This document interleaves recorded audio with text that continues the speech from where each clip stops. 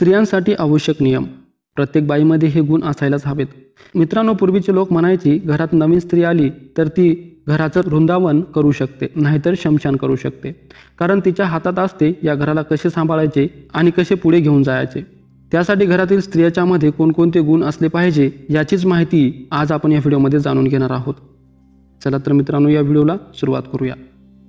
Number 1, जर तुम्हाला तुमच्या पतीबरोबर खुश राहायचं असेल तर इतरांच्या बोलण्याकडे दुर्लक्ष करा.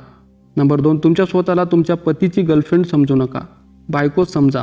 आपण आपल्या पतीबरोबर गर्लफ्रेंडप्रमाणे ट्रीट करायला लागलो तर यामुळे कुठेतरी आपण आपली व्हॅल्यू कमी करून घेतो. याचा सरळ अर्थ असा होतो की आपण स्वतःला कमी समजतोय. लक्षात घ्या, बायको बायको असते आणि बायकोचं स्थान हे गर्लफ्रेंडपेक्षा खूप जास्त मोठं असतं. एक असं स्थान असतं जे कुणीही हिसकावून घेऊ शकत नाही.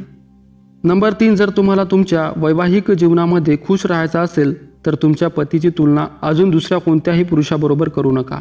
जर तुम्हाला हवं असेल की तुमच्या दोघांचं नातं नेहमीच असंच राहावं तर तुमच्या पतीला अजिबात कोणाबरोबर कम्पेअर करू नका. तो जसा आहे तसा बेस्ट आहे, त्याचा तसा स्वीकार करा, त्याला समजून घ्या. नंबर 4, जेव्हा केव्हा तुमचा पती बाहेरून थकून घरी येईल तेव्हा त्याच्याशी चांगलं बोला. भलेही तुम्हाला दिवसभराचं कितीही टेन्शन असेल, तुमच्याबरोबर काहीतरी झालं असेल, तुमची चिडचिड होत असेल, तरीही तुमच्या पतीबरोबर काही वेळ गोड बोला, छान बोला. तुमचा दिवस कसा गेला असं त्याला विचारा. लगेचच तुमचं सुरू करू नका, कारण तोही बाहेरून थकून आलेला असतो आणि तुमचा बोललेला एक गोड शब्द त्यांची पूर्ण थकावट दूर करू शकते. नंबर 5, जर तुमचा पती तुम्हाला प्रेम दाखवत नसेल तर हा गैरसमज करून घेऊ नका की त्याचं तुमच्यावर प्रेम नाही. बघा, प्रत्येक माणसाची प्रेम करण्याची पद्धत ही वेगळी असते. याचीही काहीतरी वेगळीच असेल. कदाचित तो तुम्हाला दाखवत नसेल पण तो तुमच्यावर खूप प्रेम करत असतो.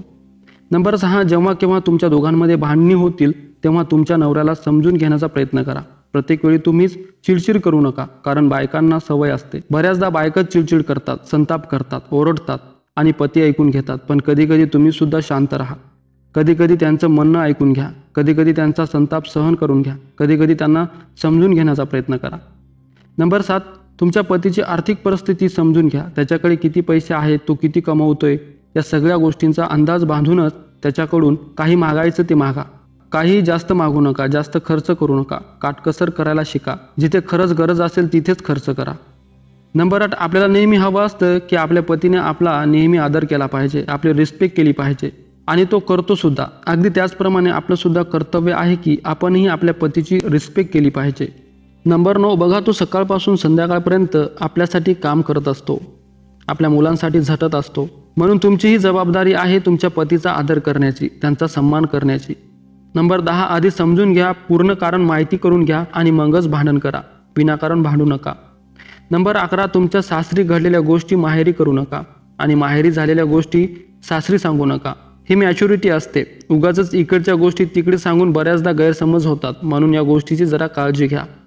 नंबर 12, तुमच्या पतीबरोबर प्रत्येक गोष्ट शेअर करा. त्याला सगळ्या गोष्टी सांगा आणि त्याचप्रमाणे त्याच्यासोबत काय झालं, त्याच्याबरोबर रोज काय घडतं, त्याला कामात किती तणाव आहे, त्याला काय टेन्शन आहे हे सुद्धा ऐकून घ्या. जसं तुम्ही तुमचं सांगाल तसं त्याचंही ऐकून घ्या.